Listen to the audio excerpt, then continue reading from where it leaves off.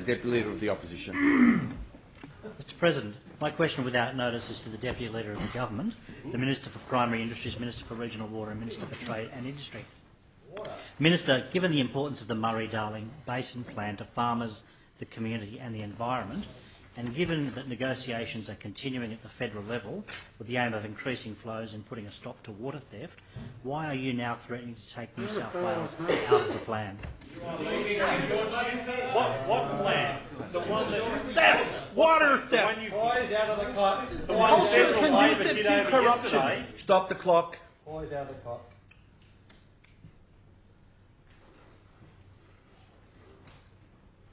The Minister has not even had the opportunity to say one word, and the interjections coming from government and opposition is clearly disruptive. I will continue to stop the clock if interjections continue to be disruptive. The Minister has the call. Mr President, I thank the Leader of the Opposition for his question because it gives me a good opportunity to clearly update the House on what we saw come out of the Senate last night, Mr President. What we saw come out of the Senate last night was a decision by the Federal Labor Party and the Federal Greens to ignore independent science, independent experts' advice, agreed pathways signed off by all states, and an amendment to the plan or a review of the plan that was drafted by Tony Burke when he was in government in Canberra, Mr President.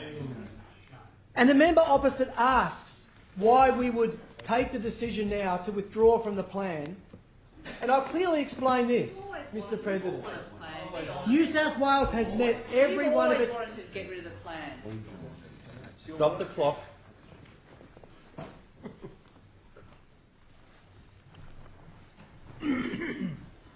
I only have three choices, three options. Number one, I can allow interjections to continue to be disruptive.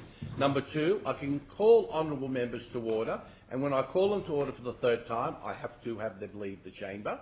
Or number three, I can stop the clock. I ask honourable members to think about that. Minister has the call.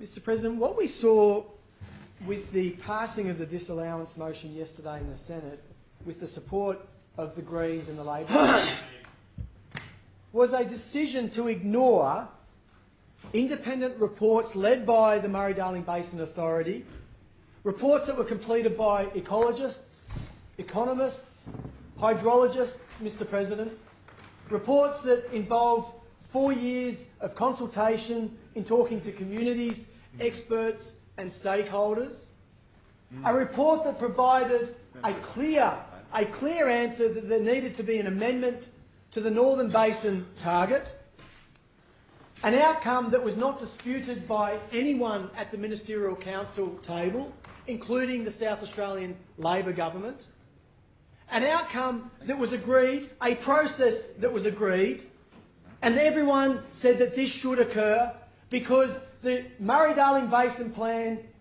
was written with the key fundamental principle that things and decisions that are done under that plan should be done in a true triple bottom line approach, Mr President.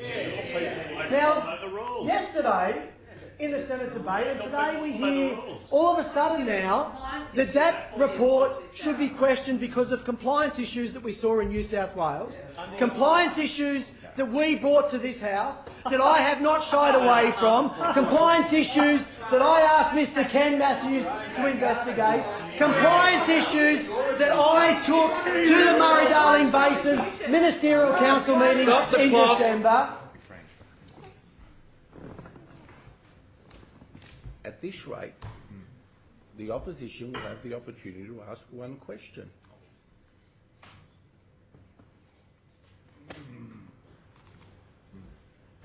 Clearly, the option of stopping the clock is not working. So my second option will be to call members to order. The Minister has the call. Mr President, and we have dealt and reported on those compliance issues and set up the framework to deal with them. But Mr President, what we are now seeing is blatant politics that's being played by the South Australian government and now condoned by those opposite, by walking away from the experts' advice and delivering as this will less water for South Australia. I call the Honourable Penny Sharp to order for the first time.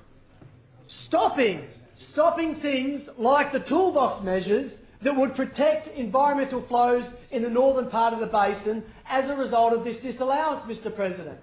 Toolbox measures that we here in New South Wales agreed to as a part of that amendment.